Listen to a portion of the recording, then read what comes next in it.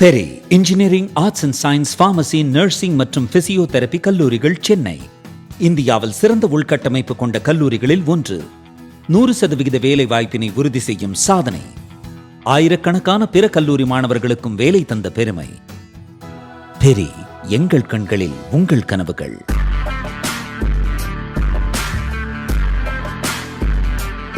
வணக்கம் ஜெயஹிந்த்.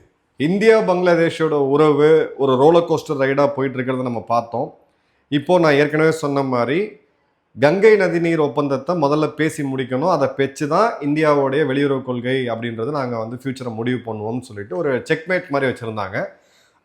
பதிலுக்கு செக்மேட்டை இந்தியா வச்சுருக்கு வேற ஒரு ரூபத்தில். அது யார் அப்படின்னு பார்த்தீங்கன்னா ஷேக் ஹசீனா அவர்கள். ஷேக் ஹசீனா இந்தியாவுடைய கஸ்டடியில் தஞ்சம் புகுந்திருக்காங்க அப்படின்றது நம்ம எல்லாருக்குமே தெரியும். இப்போ அவங்க ஒரு பதிவு ஒன்று போட்டாங்க. இதில் அவங்க என்ன சொன்னாங்கன்னு பார்த்தீங்கன்னா, பிஎன்பி மற்றும் ஜமாத், இப்போ இருக்கக்கூடிய ஜமாத்தி இஸ்லாமி எதிர்கட்சியாக இருக்கிறாங்க. பங்களாதேஷ் நேஷனல் பார்ட்டி தாரிக் ரஹ்மான் இப்போ ஆளுங்கட்சியாக இருக்கிறாங்க. இதை எரா ஆஃப் டார்க்னஸ் அப்படின்னு அவங்க சொல்லியிருக்கிறாங்க. ஒரு இருள் சூழ்ந்த ஒரு சூழ்நிலையை இப்போ நான் பார்க்குறேன் அப்படின்னு சொல்லிட்டு, இதே மாதிரி பார்த்தீங்க அப்படின்னா இவங்க லஞ்ச லாவண்யத்தில் தங்களை எப்படி பண்ணணும் தான் பார்த்துக்கணும்னு பார்க்குறாங்க. பொதுமக்களை பற்றி கவலை இல்லை. எல்லா பொலிட்டிஷியனுமே டிப்பிக்கலாக எதிர்கட்சி மேலே இல்லை ஆளுங்கட்சி மேலே வைக்கக்கூடியது தான். இதில் ரொம்ப முக்கியமாக அவங்க சொல்கிறது என்ன அப்படின்னு பார்த்தீங்கன்னா, இந்த இன்ட்ரீம் கவர்மெண்ட், இந்த இம்போர்ட்டட் ப்ரொஃபஸர் யூனுஸ் இருந்த டைமில் ஒரு வளர்ச்சி பாதையில் போயிட்டு இருந்த நாட்டை பயங்கரவாத நாடாக மாற்றிட்டான். Model of development into a terrorist country அப்படின்னு சொல்லியிருக்காங்க. அதே மாதிரி பார்த்தீங்க அப்படின்னா பங்களாதேஷ் பற்றி எறிய காரணம் இந்த யூனிஸோடைய இந்த பதவி வெறிதான் அப்படின்றதும், அதே மாதிரி பார்த்தீங்க அப்படின்னா சிறு சிறு மக்கள், அதாவது அன்றாடம் இதில் ரோட்டில் கடை போடக்கூடிய மக்கள், இந்த மைக்ரோ ஃபினான்சிங் சொல்லி அவங்களுக்கு அமௌண்ட்டை கொடுத்து அதிக வட்டி வாங்கி அமெரிக்காவில் சொகுசு வாழ்க்கை வாழ்ந்துகிட்டு இருந்தவன் அப்படின்னு சொல்லிட்டு, அதே மாதிரி பார்த்தீங்க அப்படின்னா அவங்க முக்கியமான ஒரு விஷயத்தை கிளைம் பண்ணுறாங்க. இப்போ அரசாங்கம் மாறி இருக்கு அப்படின்னு சொன்னால் கூட அங்கே இருக்கக்கூடிய மைனாரிட்டிஸ், இந்துக்கள், கிறிஸ்தவர்கள் மேலே நடத்தப்படக்கூடிய தாக்குதல் அப்படின்றது அதே லெவலில் தான் இருக்குது. ஒரு 11 எஃப்ஐஆர் தான் ஃபைலாக இருக்குது. அவங்க மீடியா கம்ப்ளீட்டாக பிளாக் அவுட் பண்ணியிருக்கிறாங்க. அங்கே நடக்கக்கூடிய கொடுமைகள், வன்கொடுமைகள், கொலை, கொள்ளை, இது எதுவுமே வெளியில் ரிப்போர்ட் ஆகிறது கிடையாது. அப்படி எந்த டிவி சேனலாவது ரிப்போர்ட் பண்ணால் அவங்கள அவங்க டார்கெட் பண்ணுறாங்க அப்படின்னு சொல்லிட்டு, அப்புறம் முக்கியமான ஒரு விஷயத்த சொல்லியிருக்காங்க, ரிலீஜன் இன்வால்வ் பண்ணுறாங்க. Allah kept me alive for a reason, I am coming. அல்லாஹ் என்னை உயிரோடு வச்சிருக்கிறதுக்கு ஒரு காரணம் இருக்குது, நான் திரும்பி வரேன் அப்படின்னு சொல்லிட்டு இப்போ ஒரு இதில் கொண்டு வந்திருக்காங்க. இந்த 2025 ஏப்ரலில் இந்த வார்த்தையை சொன்னாங்க. இப்போ மீண்டும் அதே டோனில் அவங்க பேசுகிறாங்க அப்படின்றது தெரியுது. அதே மாதிரி பார்த்தீங்க அப்படின்னா அவாமி லீகோடைய ஒர்க்கர்ஸ், வெஸ்ட் பெங்கால் பாலிடிக்ஸ் எந்த அளவுக்கு வயலண்ட்டாக இருக்குமோ அதே அளவுக்கு பங்களாதேஷ் பாலிடிக்ஸும் வயலண்ட்டாக இருக்கும். ஆட்சி மாறும்போது ஒருத்தர் கட்சிக்காரங்களை அடித்துக் கொள்வதெல்லாம் சர்வசாதாரணமாக நம்ம பார்க்குறோம். அவங்களுடைய ஒர்க்கர்ஸையும் நான் சும்மா விட மாட்டேன், யார் யாரெல்லாம் இது பண்ணாங்களோ எல்லாத்தையும் நான் சட்டம் முன்னாடி நிறுத்துவேன்னு சொல்லி ஒரு எச்சரிக்கையுமே அவங்க கொடுத்தாங்க. இப்போது இந்த இடத்துல இந்த போல், இப்போ சமீபத்தில் நடந்த தேர்தலை ஷாம் அண்ட் ஃபேர்ஸ் அப்படின்றாங்க. இது பொய்யா, ஒரு முக்கியமான தேசிய கட்சி இல்லாமல் பொய்யா நடத்தப்பட்ட தேர்தல் அப்படின்றத அவங்க சொல்கிறாங்க. ஏன்னா 2026 நடந்த இந்த பிப்ரவரி மாதம் நடந்த பங்களாதேஷ் தேர்தலில் பார்த்தீங்க அப்படின்னா 209 சீட்டு 300 சீட்டில் பிஎன்பி வின் பண்ணுறாங்க. ஜமாத்தி இஸ்லாமி ஒரு மார்ஜினலைஸ்டு ஃப்ரிஞ்சு பார்ட்டியாக இருந்தது, 77 சீட்டு வின் பண்ணுறாங்க. மொத்தம் பார்த்தீங்க அப்படின்னா ஓட்டர் டர்ன் அவுட்டே 59.88% தான். ஜென்ரலாக பங்களாதேஷோட தேர்தல் வரலாறு பார்த்தீங்கன்னா ஓட்டர் டர்ன் அவுட் அப்படின்றது அதிகமாக இருக்கும். 51 கட்சிகள் அங்கே கண்டெஸ்ட் பண்ணாலும் மிக முக்கியமான பிரதான கட்சியான அவாமி லீக் அங்கே கண்டெஸ்ட் பண்ண முடியல. அதன் பிறகு தாரிக் ரஹ்மான், பிஎன்பியோடைய கலிதா ஜியவர்களுடைய மகன் ஒரு 17 வருடம் கழித்து லண்டன்லேருந்து திரும்ப இப்போ பிரதமராக பதவியேற்றிருக்காரு அப்படின்றத பார்க்குறோம். ஸோ இந்த பிஎன்பி விக்ட்ரி அப்படின்றது அவங்க தலையங்கத்தில் எப்படி போடுவாங்கன்னா எண்ட் ஆஃப் த 2 பேகம்ஸ் எரா அப்படின்வாங்க. ஒன்று கலிதா ஜியா அவர்கள், இன்னொன்று ஷேக் ஹசீனா அவர்கள். இவங்க 2 பேரோட இதுவும் முடிஞ்சிருச்சு அப்படின்னு சொல்லிட்டு பண்ணாங்க. இதில் மிக முக்கியமாக இந்த ஜென்சி புரட்சின்னு சொல்லி மிகப்பெரிய லெவலில் நாட்டை ஒரு ஷேக் ஹசீனா வெளியில் போகிறதுக்கும் அந்த நாடு இந்த அளவுக்கு மோசமாக போகிறதுக்குமான ஒரு ட்ரிகர் அப்படின்றது அங்கே இருந்த ஜென்சி சப்போர்ட்டட் பை ஜமாத். ஆனால் அந்த ஜென்சியோடைய சிட்டிசன்ஷிப் நேஷனல் பார்ட்டின்னு சொல்லி அவங்களோட இதை எடுத்தீங்க அப்படின்னா 5 சீட்டு கூட வின் பண்ண முடியல. அவங்க பிரைமா ஆக்டிவா இருந்த டாக்கால இருக்கக்கூடிய ஒரு சீட்ல கூட வின் பண்ண முடியல. அவங்க வந்து யூஸ் பண்ணப்பட்டு வெளியில தூக்கி போடப்பட்டிருக்காங்க. இப்போ அந்த ஜென்சி இதுல இருந்த லீடர்ஸ், மூவ்மெண்ட்ல இருந்த லீடர்ஸ் எல்லாமே, அந்த ஸ்டூடெண்ட் லீடர்ஸ் எல்லாமே பார்த்தீங்கன்னா பெண்கள் எல்லாம் அரசியலை விட்டு வெறுத்து போயிட்டாங்க. மிச்ச பேர் பார்த்தீங்க அப்படின்னா ஜமாத்தி இஸ்லாமை கூட போய் ஜாயின் பண்ணிட்டாங்க. அப்போ இந்தியா பங்களாதேஷ் அப்படின்றது ஒரு நல்ல ஸ்ட்ராங்கான அலையன்ஸ்ல இருந்து இப்போ நிறைய உரசல்கள் வந்ததை நம்ம பார்த்தோம். இப்போ இருக்கக்கூடிய அரசாங்கமும் ஷேக் ஹசீனா அவர்கள் மேல கோர்ட் ட்ரையல் இருக்கு, தண்டனை விதிக்கப்பட்ட ஒரு குற்றவாளி, நீங்க உடனடியாக நாடு கடத்தணும் அப்படின்னு சொல்லியிருக்காங்க. அதே மாதிரி பார்த்தீங்கன்னா இந்தியாவோட ரெட் லைன் ரொம்ப ரொம்ப சிம்பிள். சிலிகுடி காரிடர், வெஸ்ட் பெங்காலில் இப்போ வந்திருக்கக்கூடிய திரு சுவந்த அதிகாரி அவர்களுடைய அரசாங்கம் இந்த வெஸ்ட் பெங்காலில் சிலிகுடி காரிடரில் இருக்கக்கூடிய 22 சதுர கிலோமீட்டர் அளவுக்கான நீளம் உள்ள ஒரு லேண்டை இப்போ மத்திய அரசாங்கத்துக்கிட்ட கொடுத்துருக்காங்க. கிட்டத்தட்ட 15 வருஷமா காங்கிரஸ் டைம்ல இருந்தே இந்த லேண்டை ஹேண்ட் ஓவர் பண்ணுங்க. ஏன்னா இது வந்து ஒரு மாநிலத்தோடைய ஒரு மாவட்டத்தில் இருக்கக்கூடிய ஒரு தாலுக்கான்னு நம்ம பார்க்க முடியாது. முச்சந்தி இது நேபாள், பூட்டான், பங்களாதேஷோடைய பார்டர் இருக்கக்கூடிய இந்தியாவுடைய வடகிழக்கு மாநிலங்களை மெயின்லேண்டோட இணைக்கக்கூடிய மிக முக்கியமான கேந்திர முக்கியத்துவம் வாய்ந்த பகுதி. இந்த இடத்துல பாலிடிக்ஸ் எப்படி மாறுதுன்னா, இந்தியாவுக்கு ரெண்டு நான் நெகோஷியபிள்.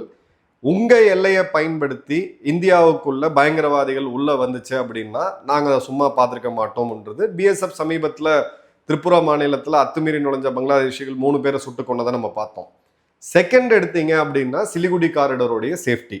இந்த இடத்துல இந்தியா எந்த காம்ப்ரமைஸுமே பண்ணாது அப்படின்றது நம்மளுடைய கிளியர் கட்டான ரெட்லைன். பிளஸ் வாட்டர் ஷேரிங்ல இப்போ இந்த ஃபராக்கா டேமுடைய வாட்டர் ஷேரிங்ல கங்கை நதிநீர் ஒப்பந்தத்தில் மீண்டும் வந்து ஒரு டர்னிங் பாயிண்ட் வந்து நிற்குது. இந்த இடத்துல மீண்டும் ஃப்ரிக்ஷன் வரலாம் அப்படின்றத பார்க்குறோம். ஸோ பங்களாதேஷோடைய பொதுஜனம், இங்க இருக்கக்கூடிய பிரதான கட்சிகள் இந்தியாவை எதிரியாம வச்சு இந்த பாலிடிக்ஸை பண்ணதுனால இந்தியா ஆதரவு மனநிலையில் இருக்கக்கூடிய பங்களாதேஷிகள் வெறும் 30% கீழே தான் இருக்கிறாங்க. ஸோ ஒரு நாட்டு மக்களுடைய அந்த கம்ப்ளீட் மனநிலையே, இந்தியா அப்படின்றது அவங்க 2வது வீடாக பார்த்துட்டு இருந்த நாடு, இன்னைக்கு இந்திய வெறுப்பை வந்து ஒரு ஸ்ட்ராங்கான ஒரு இதில் வச்சிருக்காங்க. இலங்கையிலும் இதே மாதிரியான பாலிடிக்ஸ் நம்ம பார்த்தோம், மாலத்தீவிலும் இதே மாதிரியான பாலிடிக்ஸ் பார்த்தோம், நேபாளிலையும் இதே மாதிரியான பாலிடிக்ஸ் பார்த்தோம். இங்க இருக்கக்கூடிய அந்த சிறு நாடுகளுடைய அரசியல்வாதிகள் ஒரு பக்கத்தில் இருக்கக்கூடிய ஒரு பெரிய நாட்டை எதிரியா காமிச்சு ஈஸியா ஒரு பொலிட்டிக்கல் ஸ்கோரிங்கா பண்ண முடியும். அதை தான் இவங்க வந்து கிளாசிக்கலா பண்ணாங்க அப்படின்றத பார்க்குறோம். இப்போ சைனாவுடைய ரோல், அவாமி லீகை விட இப்போ இருக்கக்கூடிய பிஎன்பி கிட்ட சைனா வந்து ரொம்ப க்ளோஸா இருக்கிறாங்க அப்படின்றது பார்க்குறோம். இதுல தீஸ்தா ரிவர் ப்ராஜெக்ட் அப்படின்றது சைனாவோட இன்ஃப்ராஸ்ட்ரக்சர் ப்ராஜெக்டா மாற இருக்குது.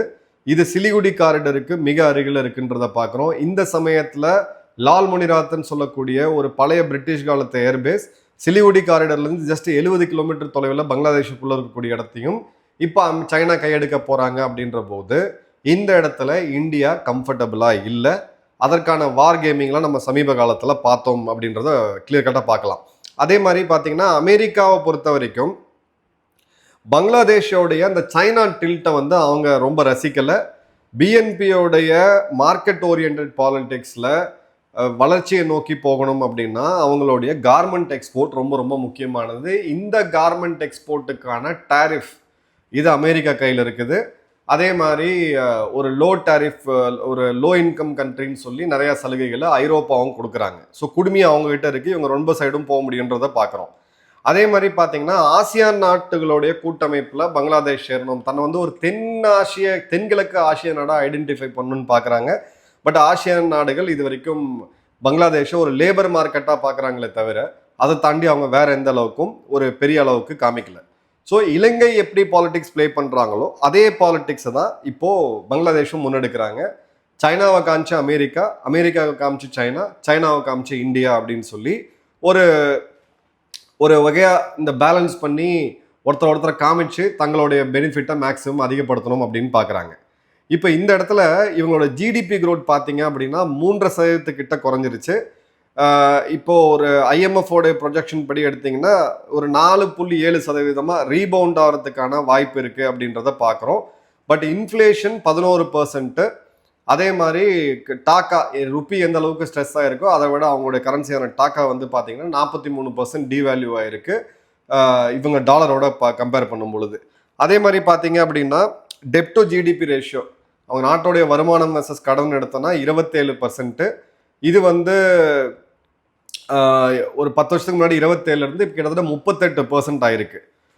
ஸோ இது பார்த்தீங்கன்னா ரொம்ப ஒரு பாகிஸ்தான் அளவுக்கு மோசமாக இல்லை அப்படின்னாலும் August 2024 July 2025 245 factories, garment factory shut down பண்ணாங்க. 1 லட்சம் பேர் வேலை இழந்திருக்கிறாங்க. இவங்களை பொறுத்த வரைக்கும் ஃபுட்டு, எனர்ஜி, நேவிகேஷன் மற்றும் டிரான்ஸ்போர்ட்டேஷன், இதில் எல்லாத்துலேயுமே வாட்டர், இந்த 5 முக்கியமான விஷயத்தில் இந்தியாவை சார்ந்து இருக்கிறதுனால இந்தியாவையும் ஓரளவுக்கு மேலே அவங்க பகைச்சிக்க முடியாது, இந்தியாவை அட்லீஸ்ட் அவங்க எதிரியாக ஆக்கிக்க முடியாது அப்படின்றத பார்க்குறோம். இப்போது ஒரு அந்த மாணவர் அமைப்பு ஒரு பொலிட்டிக்கல் ஐடென்டிட்டியை கம்ப்ளீட்டாக இழந்துட்டாங்க.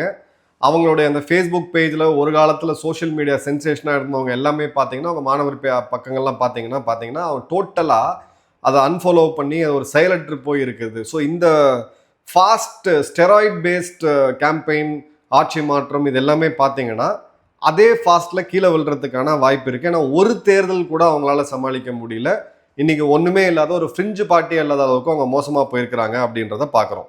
ஸோ இப்போ இந்த இடத்துல இந்த ஒரு கட்சி இல்லாமல் ஒரு தேர்தலை நடத்தி அந்த கட்சியோட தலைவர் இப்போ இங்கே இந்தியாவில் இருக்கிறாங்க அப்படின்ற போது இவங்களுக்கு பங்களாதேஷ் ஃபர்ஸ்ட் அப்படின்ற அந்த பாலிசியை தாரிக் ரஹ்மான் முன்னெடுக்கிறாரு அப்படின்னு வச்சுக்கிட்டா கூட பங்களாதேஷ் ஃபர்ஸ்ட் அப்படின்றது இந்தியா இல்லாமல் முடியாது.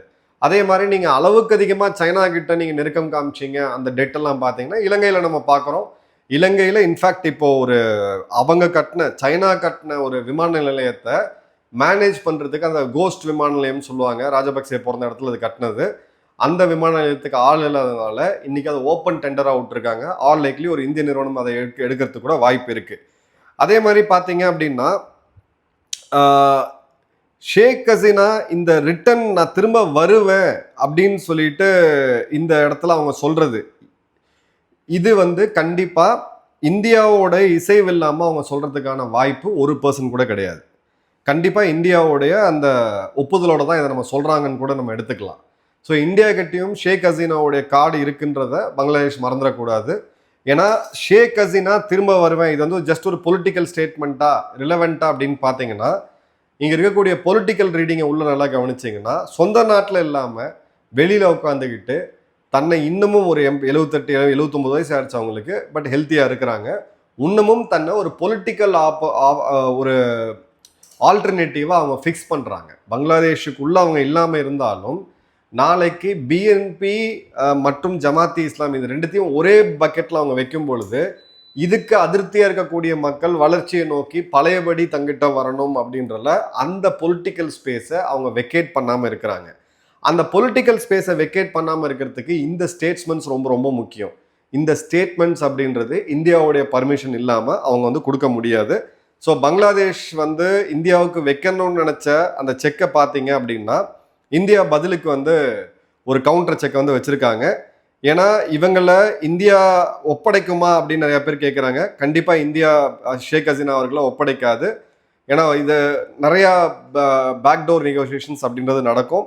அதே மாதிரி பார்த்தீங்க அப்படின்னா இந்த ஆட்சியை நான் வெகு விரைவில் வீழ்த்துருவேன் அப்படின்னு சொல்லியிருக்காங்க. அவங்களுடைய வார்த்தைகள் அப்படியே இங்கிலீஷ் டிரான்ஸ்லேட் பண்ணி நான் சொல்கிறேன். I want to make one thing very clear. ஒரு விஷயத்தை நான் தெளிவாக சொல்ல விரும்புகிறேன். My absence does not mean my silence. Every moment I am fighting for the country or actively working at the diplomatic level within international legal framework and through global media. நான் சைலண்டாக உட்காரல, சர்வதேச விதிகளுக்கு உட்பட்டு சர்வதேச ஊடகங்களுடைய துணையோட நான் வந்து பார்த்தீங்கன்னா இதுக்கு வந்து ஒரு ஆல்டர்னேட்டிவ் பாலிட்டிக்ஸாக ஒர்க் பண்ணிக்கிட்டு இருக்கேன், நாட்டை பற்றி தான் நான் கவலைப்பட்டிருக்கேன் அப்படின்னு சொல்லி இவங்க சொல்லியிருக்காங்க. ஸோ இந்த இடத்துல இந்தியாவுடைய ஸ்டாண்ட் அப்படின்றது ரொம்ப ரொம்ப தெளிவாக இருக்குது. சைனாக்கு தலாய் லாமா எப்படி ஒரு மிக முக்கியமான ஒரு ஈர்க் பாயிண்ட்டோ அதே மாதிரி பங்களாதேஷுக்கு ஷேக் ஹசீனா அப்படின்றது இந்தியாவுக்கு ஒரு மிக முக்கியமான ஒரு கார்டு. ஏன்னா அவங்க இந்தியாவுக்கு எதிராக எல்லைகளில் சைனாவை கொண்டு வரணும் அப்படின்னு நினச்சாங்கன்னா இந்தியா இங்கே உட்காந்துக்கிட்டு பல விஷயங்களில் பங்களாதேஷ்குள்ளே பண்ண முடியும். ஹோப் இவங்க சரியான பாதைக்கு வருவாங்கன்னு வெயிட் பண்ணுவோம். ஏன்னா ஒரு 2 கோடி பேர் கிட்டத்தட்ட நம்ம எக்ஸ்ட்ரடிட் பண்ண வேண்டியது இருக்குது. இந்த வருடம் கடைசி மற்றும் அடுத்த வருடத்தில் மொத்த ஃபோக்கஸும் பார்த்தீங்கன்னா நம்மளுடைய கிழக்கு பக்கம் இந்தியா பங்களாதேஷ் பார்டர் தான் இருக்கும். உங்கள் கமெண்ட்ஸை மறக்காமல் கமெண்ட் பாக்ஸில் போடுங்க. நன்றி, வணக்கம், ஜெயஹிந்த்.